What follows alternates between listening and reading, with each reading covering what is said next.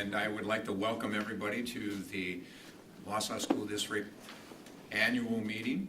And I would like to start off with the Pledge of Allegiance, please. I pledge allegiance to the flag of the United States of America and to the republic for which it stands, one nation, under God, indivisible, with liberty and justice for all. To begin with, I'd like to open up for nominations for election of a chairperson for the annual meeting. I will nominate Jim to continue on as our chairperson. Second. All in favor? Aye. Opposed? Motion carries. Okay, first we gotta do a motion to close nominations. We gotta do a motion to close nominations before we do the. Oh, yes. Yeah. Yeah. So I'll, That's on the list. So I'll move that we close nominations. Second.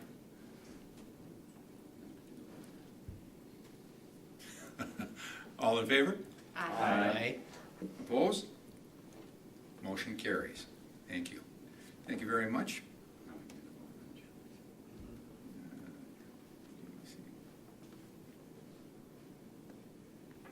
With that, I'd like to appoint Cassie Beck as the secretary for the annual meeting. That's a motion, please. Don't need a motion for that? Okay.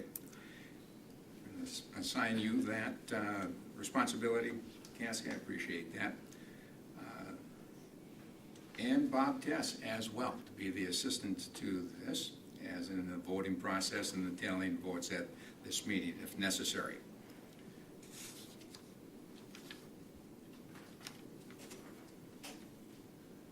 Okay, I'd like to enter the 29th annual meeting minutes into the record. I would like to have a motion in order, no motion for that. Okay, you're walking me through this, I appreciate that. 29th meeting minutes that are included in the handout materials will be entered into the record. Thank you. Not necessary for a motion. Let's continue on. At this point in time, Treasurer John Kreischer will now read the Treasurer's report, which includes the general checking account for the school district. I would like to read the Treasurer's report for the last fiscal year ended June 30th, 2022. Beginning balance on July 1st, 2021 of $33,423,758.30. Receipts of $141,438,246.63. Disbursements of $138,745,013.88. Giving an ending cash balance on June 30th, 2022 of $36,116,991.05. This includes funds 10, 21, 27, 29, 50, and 80. Okay, thank you very much. There's no motion needed for that. I'm going to ask Mr. Bob Tess will now read the other post-employment benefits report. Thank you. Other post-employment benefits report for fiscal year ended June 30th, 2022. The cash balance in the OPEB trust, OPEB is other post-employment benefits, as of end of year is $4,200,816.66. Our investment returns for the last fiscal year include dividends of $320,468.18, some unrealized losses of negative $844,126.85, long-term realized losses of negative $19,855.40, and fees of $18,671.99. Those total negative $562,186.06. And then the claim disbursements made from our OPEB Fund 73 during last fiscal year, a total of $1,887,771.83. And our investment manager is Prudent Man Advisors, LLC. Thank you, Mr. Tess. Now we'll have the budget hearing on the proposed 2022-2023 budget.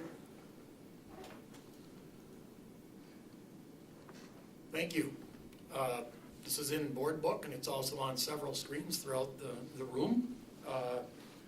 We are statutorily required to include much of what I'm going to talk about, and a lot of other things are just of interest to us. I think we need to understand school financing if we're going to make good decisions, and some of you are veteran board members and may have heard some of this a few times, and if you're new board members, maybe you haven't heard it yet. And I think it's a good review for everybody, and because the community is involved in this meeting a little bit more than others, it's good for them to hear as well. The budget calendar is worth looking at occasionally. Right now, we're towards the end. September 26th, today, annual meeting. The October 10th meeting in regards to the budget will not offer a lot because we're still learning a lot statewide about student count and equalization aid and property value and voucher costs. So we learn all of those about October 15th. So between October 15th and November 1st, we have to put together what we call the final budget. And regardless of what happens here tonight, it's going to be incomplete, it's going to be inaccurate.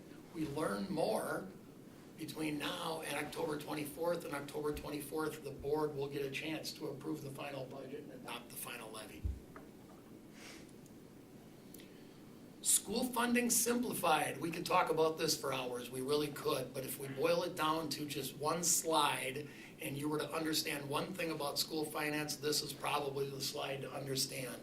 We've got the revenue limit in the bright green that we talk about pretty regularly, and the revenue limit is really what restricts our general fund spending. And our revenue limit is made up of how much money we get from the state and how much money we ask from the taxpayers. In the general fund only, let's ignore the referendum fund for right now, the debt retirement. General state aid has a habit of going up once in a while without the revenue limit changing. This biennial budget is an example of that. You hear out of Madison continuously how more money is coming to schools. This last biennial budget is touted as the most money coming to schools of any biennial budget ever. But yet none of it's spendable, because the aid going up without the revenue limit going up correspondingly just means the taxes are going down, which is a good thing also. But don't be led to believe that there's more spendable money just by the aid amount going up. So we're going to spend some time in the next few minutes talking about the aid formula. We're going to talk about the revenue limit a little bit. The levy doesn't take as much explaining because it's almost a result of the other two. You start with the revenue limit, subtract off the aid, you're left with the levy. And there are the dollar amounts per pupil. $11,000, about 68% of that is provided by the state in state aid. And every district in the state has its own number. Ours is 68. That leaves us with asking for 32% from the taxpayers. The revenue limit, I oftentimes explain as a perpetual math problem. It goes from one year to the next, to the next, to the next, and hopefully it gets bigger along the way. One way it got bigger last year is by way of the operational referendum. We passed an operational referendum that provided $4 million of revenue limit authority, which ended up being an increase of about $497 per student. So it went up. It's bad news when this 11,121 matches this 11,121, because that means what the state biennial budget has control over, they didn't add anything. So usually this number is something other than zero. And through the state biennial budget, the revenue limit goes up per student. And sometimes you have more students, sometimes you have less. But if the per student amount goes up, you at least have an increase in your revenue limit. That didn't happen through this biennial budget. So we're still at the same 11,121 per student. Then it goes up by way of these non-recurring exemptions, they're called. They're additions to the revenue limit, and the 708 is a pretty big number. But much of that is through the energy efficiency efforts that we took on about 7 or 8 years ago. We got a special exemption to ask our revenue limit to go up to borrow money to pay off debt on energy efficiency projects. We also have included in that 708 a declining enrollment exemption. We are currently in declining enrollment. So we get protection against that in the revenue limit formula. So part of it, that 708, is a declining enrollment exemption. And then a big chunk is the vouchers, the special needs vouchers and the regular private school vouchers. $1.8 million in exemptions. Now they're called non-recurring because they go away after this year, but new voucher exemptions replace them next year. And we'll talk a little bit more about the private school vouchers tonight, but more so even on October 24th when we learn those numbers.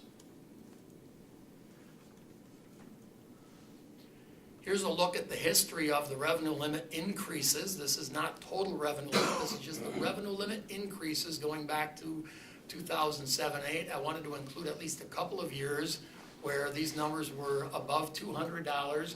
There was an effort in 2007-8 to index the revenue limit increase to inflation. If inflation went up a certain percent, the revenue limit also went up a certain percent, $264. On the bottom are the per pupil categorical aid increases, and back then that wasn't even a thing. There wasn't such a thing as per pupil categorical aid, but I show a bunch of zeros. And then what happened in 2011-12 was a big hit to the revenue limit. Sometimes people call that the budget repair bill of 2011, sometimes people call it Act 10.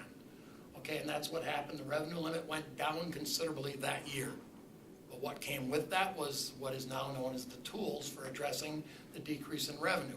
The revenue went down, and the tools were provided for school districts to hit employees with 6.5% almost penalty, not paying for the employee share of the Wisconsin retirement system.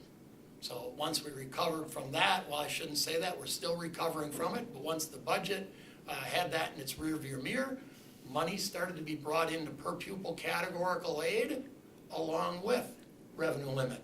In 2012-13, $50 and $50. Still a $100 increase was nothing like the $275 that we were accustomed to seeing. If you look at the 2 years that we're in the midst of right now, we're in the middle of a biennial budget where zero increase to revenue limit is happening for 2 years in a row. And we're in the second year of that right now. And also $0 per pupil categorical aid for 2 years in a row. That has never happened before. There's 1 year in 15-16 where one of the biennial years had a 0-0, but we've never had a 0-0-0-0. This state budget is the toughest state budget we've ever had to deal with.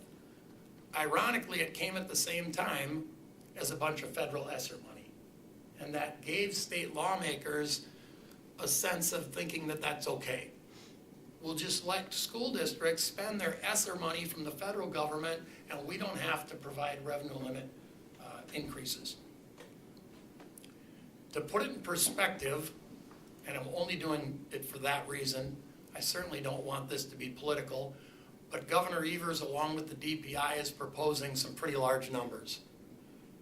And those were calculated to offset the fiscal cliff that we're facing by the ESSER money going away.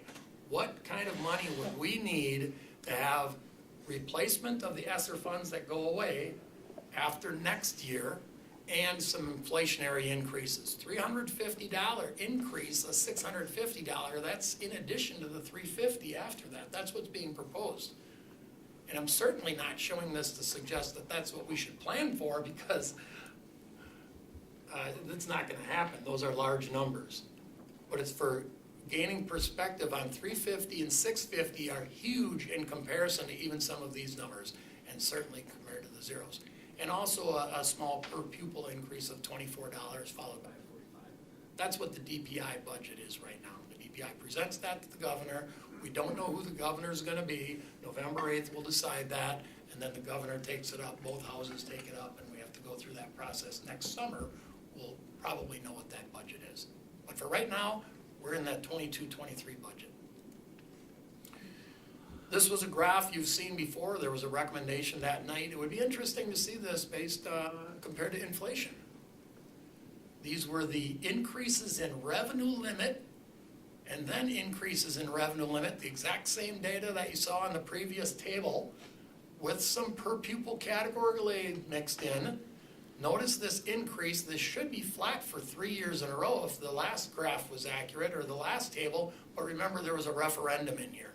So the referendum did give us $4 million of spending authority, but it was also met with an exact $4 million of expenses that we were expected to spend that money on.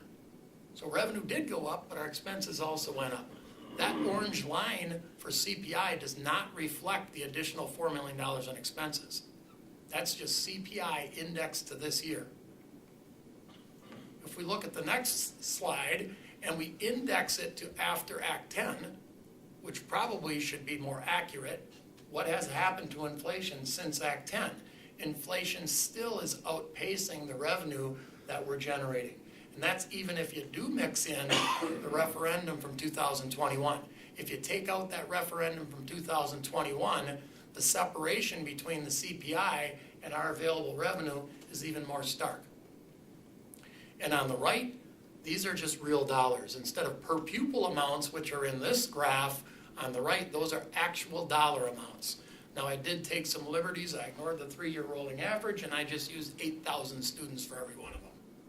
But it's pretty close. So behind inflation by 1.9 million, behind inflation by 2.4 million.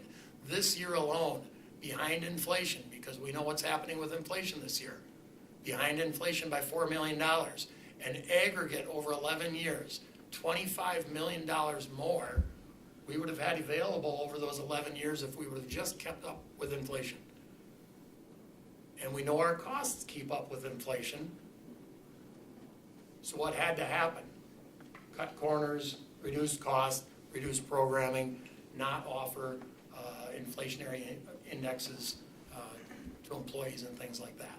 So this is a pretty telling graph, and I really like that I got this recommendation from the board. The board said, hey, let's look at that and compare it to CPI. So that's what that does. Any questions on this slide? This is a great slide. I'll also pause at the end for questions.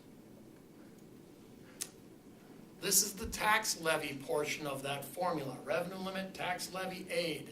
This is a slide you have seen before, but I think it's worth reminding people. This certified full value still will not be determined until October 1st. October 1st, the Department of Revenue will say, this is the percentage you have to charge each one of these municipalities. The property value of all of our district property, not the district property we own, it's the taxpayers owning it, went up to $5.1 trillion, or up 12%. That can support a levy more easily than last year. It's a larger tax base that can support a larger levy. And I always feel compelled to say this, the board and the community together decides on this tax levy amount, $48.2 million, but not the mill rate. You unfairly probably get too many calls talking about mill rate, and the mill rate really isn't in your control. The total levy is in your control, and then each municipality has to charge their individual landowners and property owners the right mill rate. But just one clarification, I think you said 5.1 trillion for the value, I think you meant billion? Trillion, property value of the whole, all of our property. Like the city of Wausau, billion. You're right, thank Okay. you for the correction. Thanks, because that I was a expecting big, calls on that, so. Yeah, You will. yeah. Thank you. Once Good it starts catch. ending in ION, you're right, $1 billion, 5.1 billion, city of Wausau, or school district of Wausau. Thanks for catching that. And what's 1,000 billion between friends? Yeah. And I think it's also important to understand that we are expecting the mill rate to go down significantly, but this total tax amount is going up about 2.06%. So the total tax amount goes up, but the property value went up so much more that it supports that higher tax. And I tried to tune in on the net new growth number to get this 2.06, because we do have some control over this, the debt service one in particular. We can levy more or less for debt service, and we'll talk about that in a little while. So this is the levy part of that formula. Let's talk about the equalization aid part of the formula, especially if you're new to the board. You might find some interest in this. You also might find interest, many people are critical of the equalization aid formula. They say the formula's broke, it's not working for Wisconsin. It withstood a serious court challenge in the 90s, and it won, and it is fair, and it's equal, and It's better than people give it credit for because it doesn't get funded with the right dollar amount. Any funding mechanism or any formula is gonna look inadequate if it's not funded with enough dollars. And here's an example. The Equalization Aid Formula measures a couple of different things for each school district. They all have their unique numbers. Every school district has a spending amount, and these are per pupil amounts. And most school districts spend right around here, $12,000 per child. The first 1,000 is called primary spending. Everybody spends at least $1,000 per student, the first dollar that you spend. Then you go through a stretch called secondary spending. The next 9,700 is secondary spending. Everything above 10,700 is called tertiary spending. We also measure for every school district in Wisconsin, 421 of them, the district valuation. That's a measure of wealth of a district, or more importantly, the district's ability to fund schools on their own. Because more property value, more ability to fund schools. Less property value, less ability to fund schools. And that's per member. This is the average, so if you break this up, below average districts live over here, below average property value. Above average districts live here. Wealthy districts live over here. And really wealthy districts live over here. So where does Wausau land? Wausau lands right about here. We are a below average property value district. Each student, if we were to split up the billions of dollars, right, each student would have $578,000 worth of property value. And then our spending is a little bit more than average. We're just going through aggressively paying off referendum debt, probably the most noteworthy reason. We have a lot of schools, that might be another reason. That comes with a lot of staff and a lot of other upkeep. But the referendum is probably the biggest reason why our spending is as high as it is. So that's where Wausau lands. And then the funding formula just takes every chunk one at a time. If we take 578,000 as a percentage of 1.9 million, we get 30%. That means 30% of that first $1,000 or $300 we ask for from taxpayers, right? And 70% we get from the state aid formula. And then we just keep building it one at a time. Secondary funding of the next $9,700 of spending for each student, this same number as a percent of this number would be 37%. That means 37% we ask for from our taxpayers, 63% we get in the state aid formula. Up here, tertiary funding, as high as it wants to go. There's no limit on district spending, right? Other than what we're doing right now, right? 81% if this is a percent of the average. So we're 19% below the average in Wisconsin, so 81% of that we come up with locally, and 19% we ask for from the taxpayers. Excuse me, state aid. Locally 81%, 19% in state aid. This is very important when we're talking about referendum, because referendum spending, we essentially get 19% of all of our spending from the state. There are districts that are wealthier than average, the ones that live over here. And what happens to this 19 when it gets smaller and smaller, 18, 17, 16, 0, and then it actually does go negative. So that negative tertiary funding from the state takes away from their secondary funding. And there are many districts that are in that position. Makes it tough to pass a referendum. When every local taxpayer is met with a dollar costs the taxpayers $1.10. For us, every dollar in cost taxpayers only 81 cents. Questions on this one as long as it's up there? A lot of good data. This just summarizes all the local and state shares. So what that is showing us is that we, with what we have control over, we have kept as low as we possibly can. No, I don't think it's showing that, because this is higher than average, because through referendum and through the residents saying they want to support their schools, and timing, because we're paying off the referendum right now quite aggressively, that's making this go a little bit higher. Right, because you had mentioned that, the spending is essentially can be unlimited for a district, but that's through a referendum process. The community can decide to go that high. Yes. We as a board cannot. We as a board are capped at the revenue limit, but the community through a referendum can decide to go higher. Yes, yeah, if that's what you meant, that's accurate.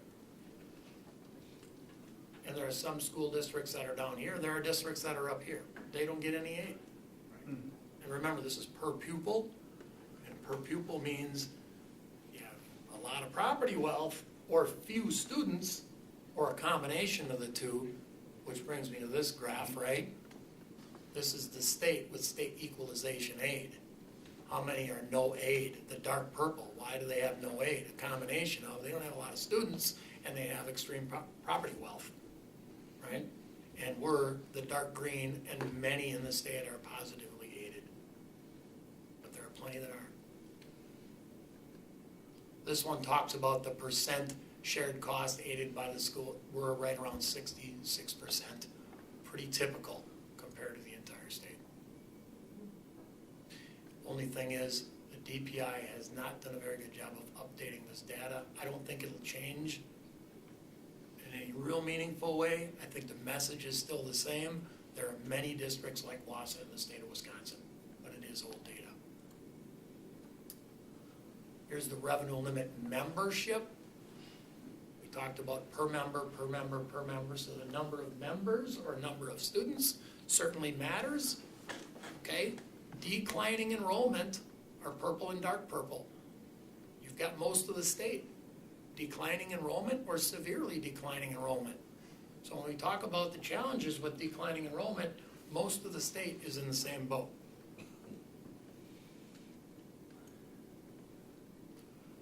Here's just a look at our revenues. Property tax, this is only Fund 10. Property tax makes up a pretty good share of it. This is last year, this is this year.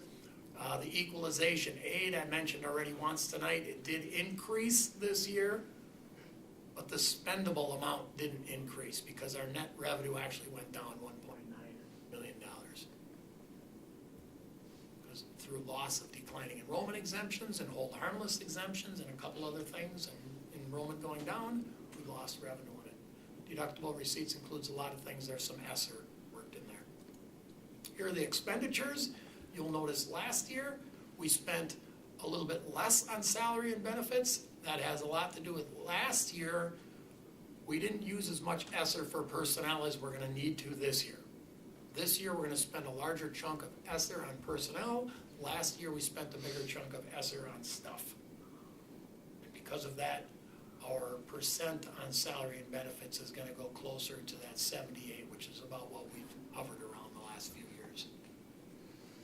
And some of the challenges that we have in all school districts come from 78 or 80% of your costs have to do with personnel. And when you're in the middle of a tough labor market and inflation and the things that go along with it, when 80% of your costs are personnel, makes for some challenges. Just to look at some of the grants that we access in the general fund, we're all over $6.3 million this year. Fund 10, 3.5 million, or 3.5 million in Fund 27, and just the names of some of those grants. I think most of them are up there, at least the big ones are up there. And we're always maximizing the use of grant funding.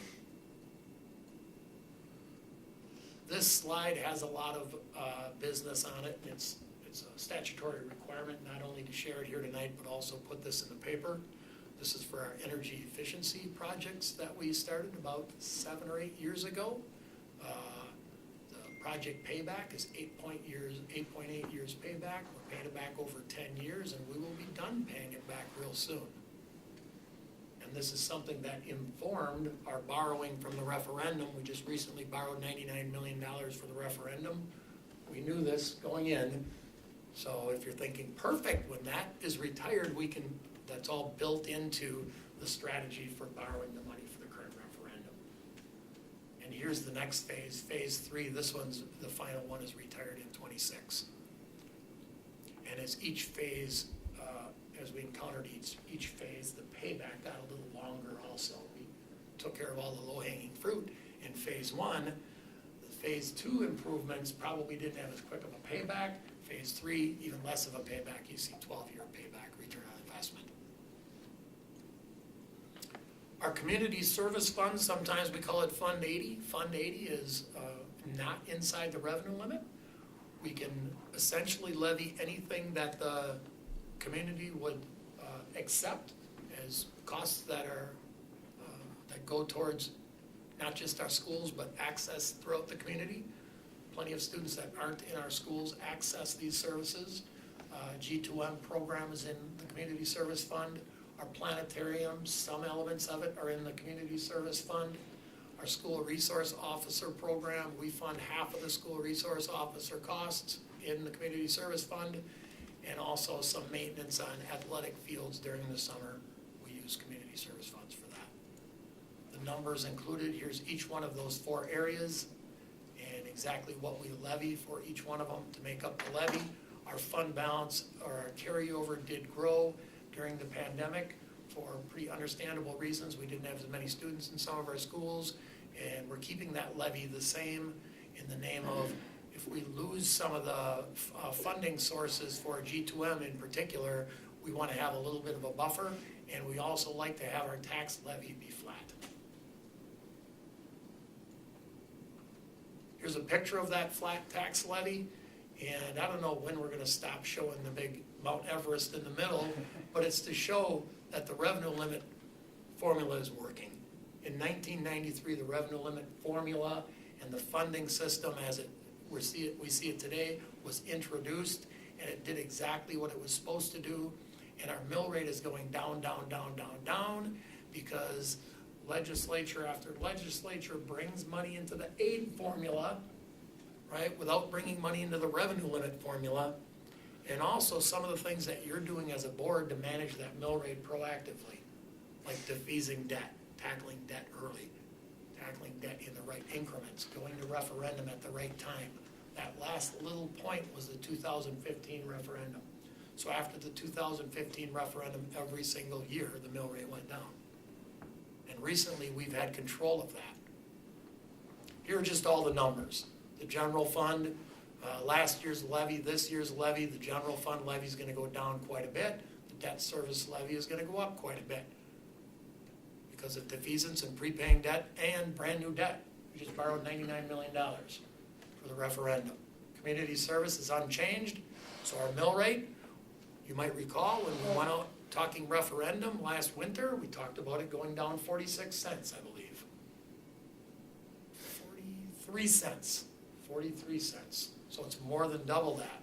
Went down 91 cents. And some elements are going to be learned in the next 2 or 3 weeks that will impact that, but we also have some control I'm going to talk about in a couple slides. So here's the tax levy data. Might want to digest it later. We can go back to it if you have any questions. Here's what has caused that mill rate to go from what it was, $10.27 down to $9.36. Many things are going to change. I've got these 2 highlighted because these are the 2 that are probably going to change the most yet. The increase in private school vouchers. 2 or 3 years ago, I projected for tonight what I thought the vouchers were going to be. And then 2 weeks later, we learned what the vouchers were, and it changed once again. And it confused people because I found myself in October saying, well, the change from the change is this. So what I started doing is at the annual meeting, I assume vouchers are going to be the same. So now on October 24th, I can bring one number as the change in vouchers. So the vouchers will probably cause the mill rate to go up some, but this amount will just make it go down correspondingly. We have enough control. It was part of the strategy. Our referendum debt payments can be brought down, and we'll levy less for referendum debt once those vouchers go up. Who knows? It might surprise me. We get the data on October 15th. And then all the rest of these things change a little bit. Property values will change a little bit. But you can see that property value really dropped the mill rate a lot. The referendum increased the mill rate a lot. But we knew that that was going to happen, so the offset was down 91 cents. That's all I have prepared for you. About a half hour, that wasn't too bad. We can go back to any one of those slides and talk more about any of it, or even more at length. But this is the budget hearing portion of the meeting. After the budget hearing, we get a chance to vote on the budget, the levy that supports the budget, and a couple of other resolutions, and everybody in the room gets to vote on it. So any questions on the budget hearing?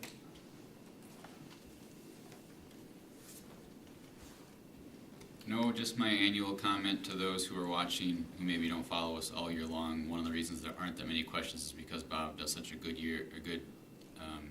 job throughout the year, showing us this along the way, starting with only a little bit of it and adding to it and explaining it to us along the way. So it isn't a lack of interest that causes us to not have questions. It's that we've been going through this for quite a while, and we'll be starting again on the next budget, December, so. I guess the only comment I'd make, based on the question, or the comment I made earlier about the fact that, and you clarified it very well, Lance, the fact that we do work at really trying to keep control of things here. The only question I would have is knowing that the biennial might be completely different 2 years down the road, and if the money that you had pointed out is in that at 300, I believe, dollars, and it could go up to 620 the following year, those types of things we don't have any control over, and that's a lot of money going into education, which is good. But what does that mean? What type of billions of dollars for the taxpayer of the state of Wisconsin going to be if every school district of 421 get that kind of money down the road? Now, that's a hypothetical, because you even stated that, that's pretty high, because it's 350 and then 650 there. I just put that out there because I wonder about it. I've heard those numbers before, and I never got the understanding of where's that put us then as a state with the amount of money. Well, right now, 10 years ago, we were 11th in the nation in state spending on education, and now we're in the lower 50th percentile. We're below average.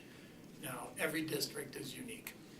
And when I talk to lawmakers about what you just said, I talk about the Wausau situation.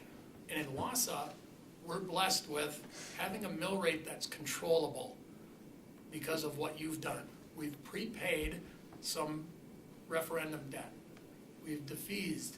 We've got that as a final lever that we can pull if necessary. So if the 350 came with no aid, and every time we talk with lawmakers about raise the revenue limit and corresponding aid, of course, we don't want to just raise the revenue limit and no aid, because then it hits our taxpayers. But if that happened, if it went up $350 per student with no aid that came along with it, we'd be in a position to hold taxes flat. We would be in a position. Now, lawmakers don't make decisions on what can happen in Wausau, so I remind them, hey, Wausau is going to be okay. Start hearing the stories of some of the other school districts. Maybe more of them will be okay than you realize, because we're well positioned with our referendum debt being that final lever that we can manipulate. Now, you would hope, because the state is aware of tax relief and it's a big part of their platform, they would not only increase the revenue limit, they would increase aid. And increased aid comes along with increased property tax, state income tax, increased sales tax, the state coffers and where they all get their money sources from. So they're not going to do it without seeing the revenue first. But Wausau's in a really good spot, and I tell lawmakers that. Good point to be made, for us anyway. Any other questions? If not, we can move on. Okay, let me get this one off. Cassie, you want me to just grab this one? Sure. Okay. So, we will get a chance. Everybody that registered to vote will get a chance to vote on, I think there are 8 of them. And the first one is the tax levy for the general fund to support, community services fund and general fund. So those numbers should match what was in the presentation. We're voting on $28.3 million for the general fund, $662,000 for the community service fund. It would have to be stated.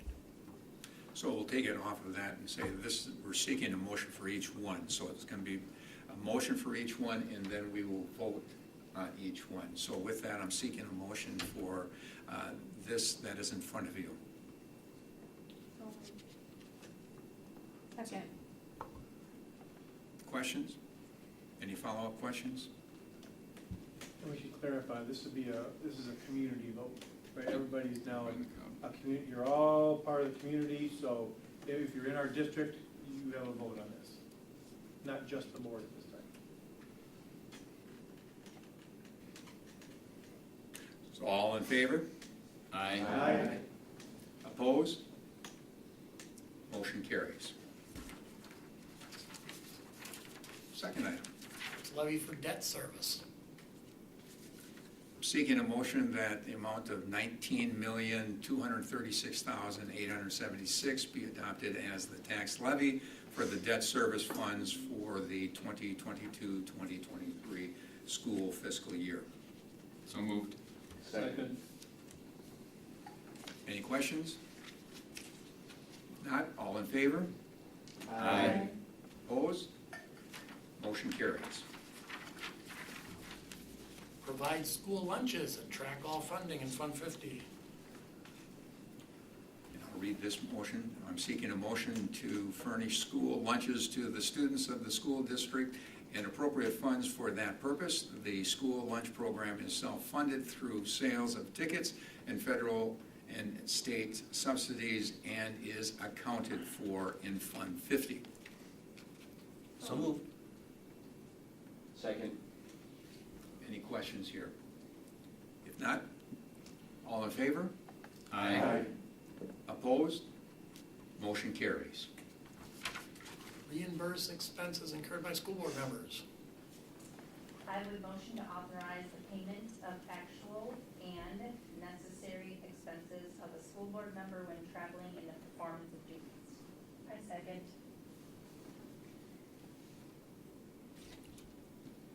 Any questions? If not, all in favor? Aye. Opposed? Motion carries. Salaries of school board members, which has been at 3,100 since 2005. I would make the motion that school board annual salaries be established at $3,100 for the 2022-2023 school fiscal year. I second. Any questions? If not, all in favor? Aye. Opposed? Motion carries. Authorizing lease of suitable buildings and land for school sites. I'm seeking a motion pursuant to section 120.10, item 5 of the Wisconsin statutes, that the Board of Education be granted authority through the time of the next annual meeting to lease suitable buildings and/or land for school sites. So moved. Second. Any questions? If not, all in favor? Aye. Opposed? Motion carries. Authorization to convey partial interests of real estate. I'm seeking a motion, pursuant to section 120.10, item 12 of the Wisconsin statutes, that the Board of Education be granted authority through the time of the next annual meeting to convey small parcels and/or easements in school lands to governmental authorities or public utilities under circumstances in which property belonging to the school district is not needed for school purposes, and in which the value of consideration to be received in exchange for an easement does not exceed $20,000. So moved. Second. Questions? If not, all in favor? Aye. Opposed? Motion carries. Giving the board the authority to establish the date of the annual meeting next year. I'm seeking a motion pursuant to section 120.081A of the Wisconsin statutes, authorize the Board of Education to establish a date and time of the 2023 annual meeting. So moved. Second. Questions? If not, all in favor? Aye. Opposed? Motion carries. One of these is the agenda. Oh, yeah, let's just mention for the record, there's no old business. Just mention for the record, there's no old business. We did skip over I. I'm going to say there is no old business, to make sure that we have that in record. Yep. And so we can move on. All right, thank you. With that, I'm seeking a motion to adjourn. So moved. Second. Any questions? All in favor? Motion carries.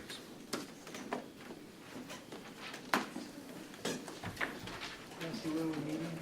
Okay. We're gonna start here and then Do we need to? Yeah, it's closed session.